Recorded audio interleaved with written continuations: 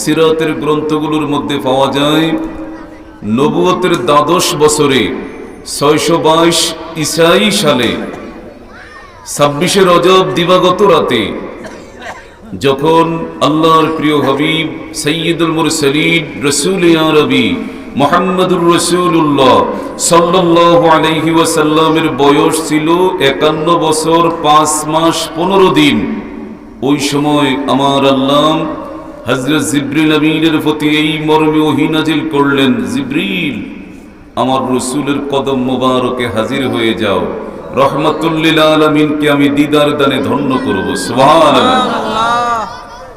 হযরত জিবরিল আমিন আল্লাহর প্রিয় হাবিব মায়ার নবী কামলিওয়ালা নবী মুহাম্মদুর রাসূলুল্লাহ সাল্লাল্লাহু আলাইহি ওয়াসাল্লামের কদম মোবারকে হাজির হয়ে গেলেন।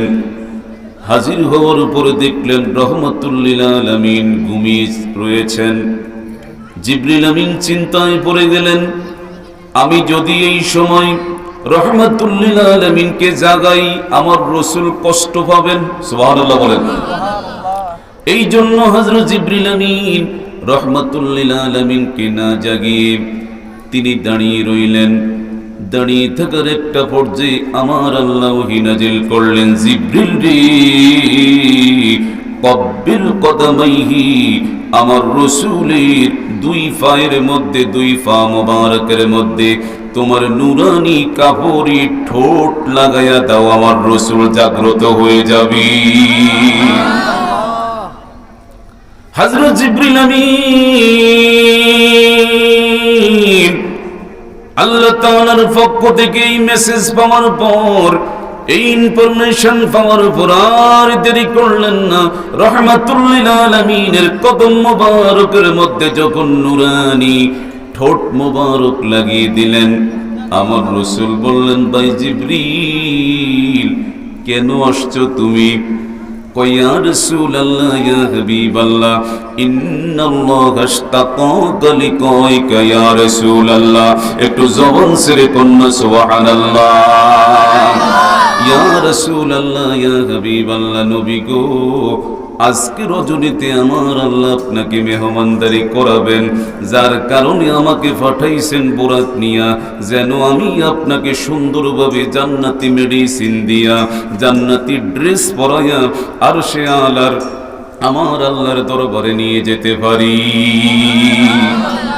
রহমাতুল লিল আলামিনকে সেখান থেকে নিয়ে গেলেন আপনার হেরেম শরীফে।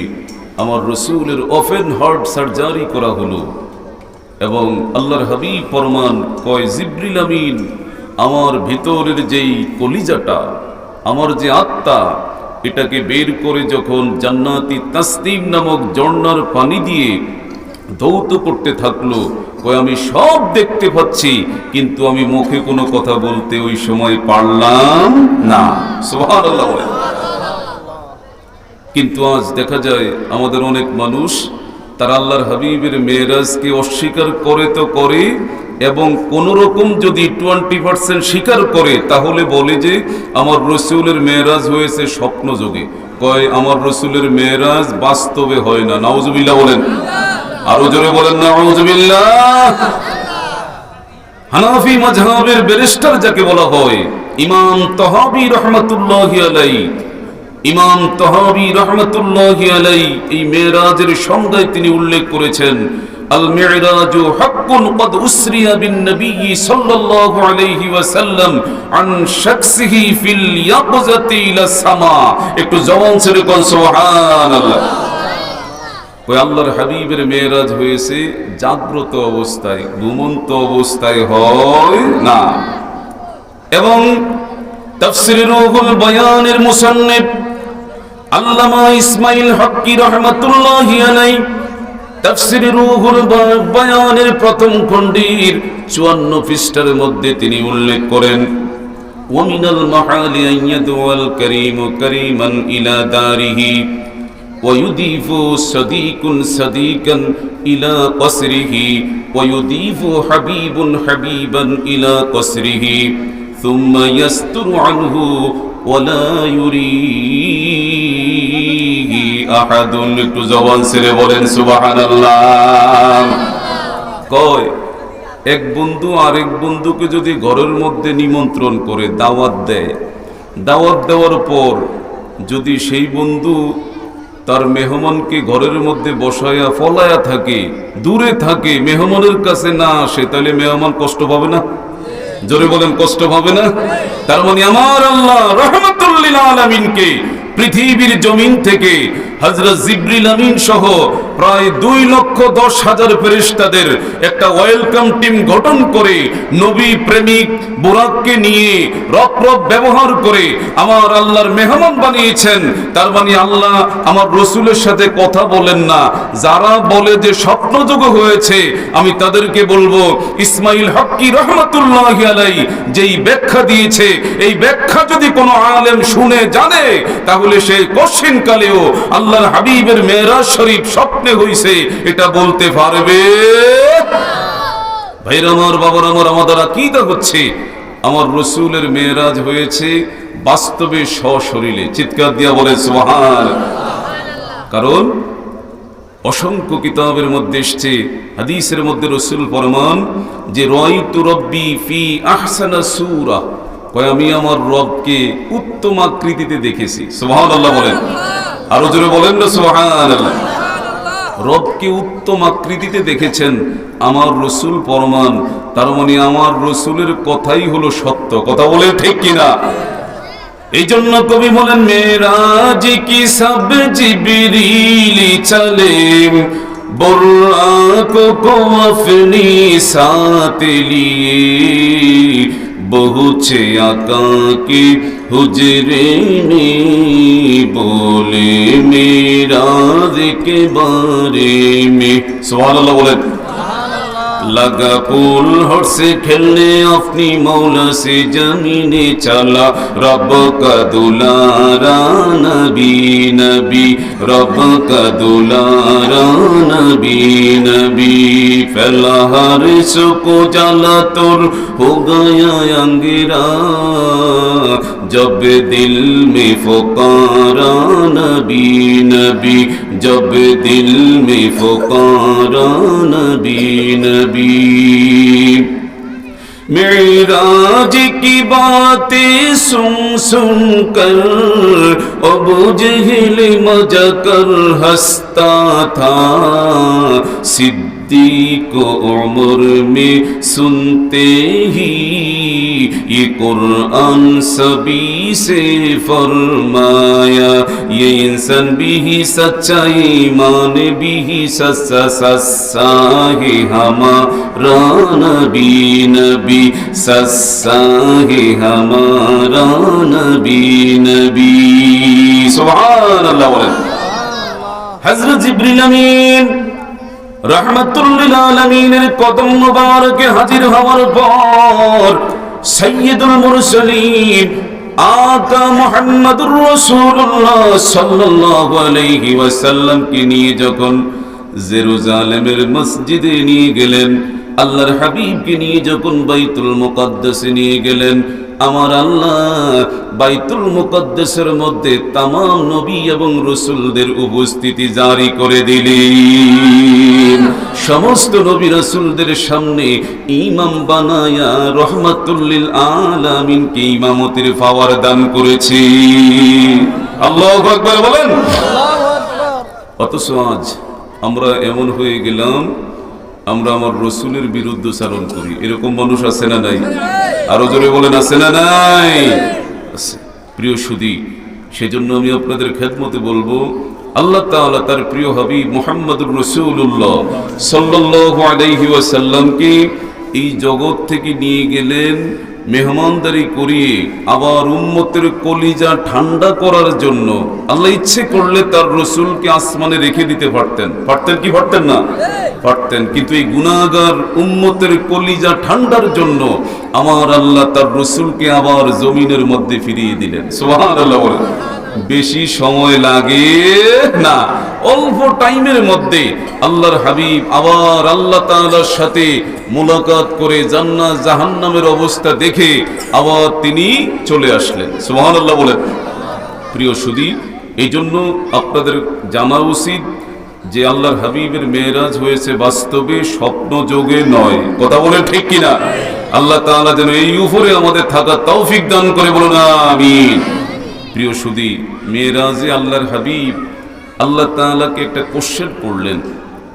তাফসিরে রুহুল বয়ানের মধ্যে আল্লামা ইসমাইল হাক্কি রহমতুল্লাহি আলাইহি উল্লেখ করেন যে আল্লাহর হাবিব আল্লাহ সুবহানাহু ওয়া তাআলাকে মেরাজের মধ্যে যেই কোশ্চেন করলেন, সেই কোশ্চেন হলো, ইয়া রব, ইয়া ইলাহি, মাবুদ, আপনি আমার হায়াতকে এত কম দিলেন কেন? আমার উম্মতের হায়াত এত কম কেন?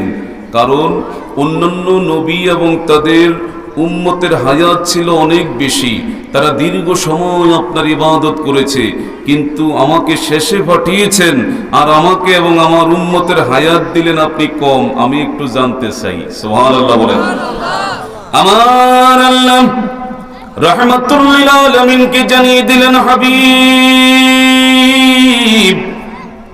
পৃথিবীর জমিনে আদম নবী থেকে শুরু করে হযরত ঈসা রূহুল্লাহ আলাইহিস সালাতু ওয়াস সালাম পর্যন্ত যত নবী রাসূলদেরকে আমি দ্বীন ও শরীয়তের জন্য প্রেরণ করেছি এবং তাদেরকে দুনিয়ার মায়া ছেড়ে চলে যেতে হয়েছে, তারা সকলেই আমার কষ্ট দিতে রয়েছে এবং সমস্ত নবী রাসূলরা কবরের মধ্যে তাদের স্ব স্ব কবরের মধ্যে ঘুমিয়ে তাদের পিঠ ব্যথা করে ফেলেছেন। ইয়া রাসূলুল্লাহ, নবী গো, আমি আপনাকে কবরের মধ্যে কম সময় ঘুমাইতে দিব, আপনার উম্মতদেরকে কবরের মধ্যে কম সময় ঘুমাইতে দিব, যার কারণে আমি আল্লাহ আপনাকে কিয়ামতের সন্নিকট করে পৃথিবীর জমিনে পাঠাইছি। সুবহানাল্লাহ, আল্লাহু আকবার বলেন। আমার ভাইরা বাবারা, আল্লাহর প্রিয় হাবিব রাহমাতুল লিল আলামিন এই জবাব শোনার পর খুশি হয়ে গেলেন। তার মানে পৃথিবীর জমিনে আল্লাহর হাবিবের বয়স আমার আল্লাহ ৬০-৬৫ বছর নির্ধারণ করলেন। এই ৬০-৬৫ বছর এটা তাওরাতের মধ্যেও ছিল, জবুরের মধ্যেও ছিল, ইনজিলের মধ্যেও ছিল এবং পূর্ববর্তী সহিফাগুলোর মধ্যেও ছিল। জোরে বলেন সুবহানাল্লাহ।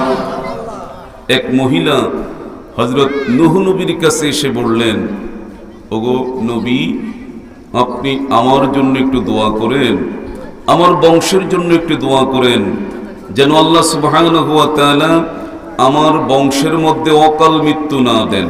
কি না দিতে বলছেন? অকাল মৃত্যু, মানে কম বয়সে মৃত্যুবরণ করে সেটাকে অকাল মৃত্যু বলা হয়। এই কথাটা ঠিক নয়, কারণ কার কোন সময় পৃথিবীর জমিন ছাড়তে হবে সেটা জানেন কে? প্রিয় সুধী, এই অকাল মৃত্যুর ব্যাপারে মুহাদ্দিসিনে কিরাম, মুফাসসিরিনে কিরাম বলছে, এই সমস্ত শব্দ মুমিনের জবান দিয়ে যেন বের না হয়। সুবহানাল্লাহ বলেন। প্রিয় সুধী, এই মহিলা পরিশেষে নূহ আলাইহিস সালাতু ওয়াস সালামের কাছে দোয়ার দরখাস্ত করলেন, নবী, আপনি মেহেরবানি করে আমার জন্য একটু দোয়া করে দেন, আমার বংশের জন্য দোয়া করে দেন। নূহ নবী এই মহিলাকে বললেন, মাগো, তোমার কি হয়েছে? কয়, আমার দুটো যমজ সন্তান মারা গেছে। কয়, তাদের বয়স কত? কয়, ৩৫০ বছর। সুবহানাল্লাহ বলেন। কয় বছর? ৩৫০ বছর।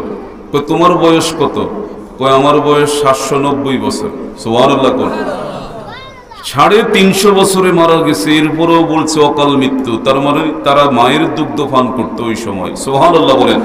ওই সময় তো ১০০০ বছরের উপরে ছিল তাদের বয়স, ১০০০, ১৫০০, ২০০০ বছর ছিল এক একজনের বয়স। এই জন্য বলছে, আপনি আমার জন্য একটু দোয়া করে দেন, আমার যেন, আমার বংশের মধ্যে যেন কারো কখনো অকাল মৃত্যু না হয়। হযরত নূহ নবী এবার বললেন, মাগো, শুকরিয়া আদায় করো মাবুদ আল্লাহর। কিতাবের মধ্যে এসেছে আখিরি জামানায় একজন নবীর আবির্ভাব হবেন, রাহমাতুল লিল আলামিন নূর নবী মুহাম্মদুর রাসূলুল্লাহ সাল্লাল্লাহু আলাইহি ওয়াসাল্লামের আবির্ভাব হবে।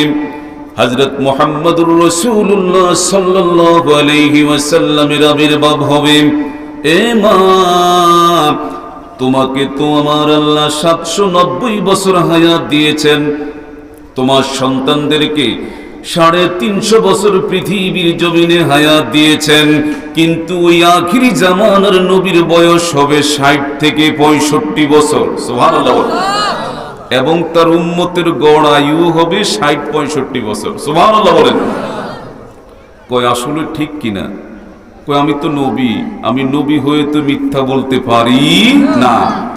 তার বিশ্বাসে হয় না, তার বিশ্বাসে হইতেছিল না যে মাত্র 60-65 বছর। এবার হযরত নূহ আলাইহিস সালাতু ওয়াস সালাম এই মহিলাকে বললেন, মাগো যদি তুমি আখিরি জামানার নবীর উম্মত হইতা তাহলে কি করতা? কয় আমি বিবাহ শাদী ব্যবসা বাণিজ্য লেনদেন সব কিছু বাদ দিয়া এই 60-65 বছর আমি এভাবে কাটাইয়া দিতাম যেন আমি সেজদায় পড়ে গেলাম। তার মানে একটা সেজদা দিয়ে আমি 60-65 বছর কাটাইয়া দিতাম। কয়টা সেজদা দিতেন? কয় এক সেজদা দিলে তো 60 বছর শেষ, আর কি লাগে? আবার বিবাহ শাদীর প্রয়োজন কি? কয় না, তারা বিবাহ শাদী সংসার সব কিছু করবে এই সময়ের মধ্যে। চিৎকার দিয়া কন্যা সুবহান।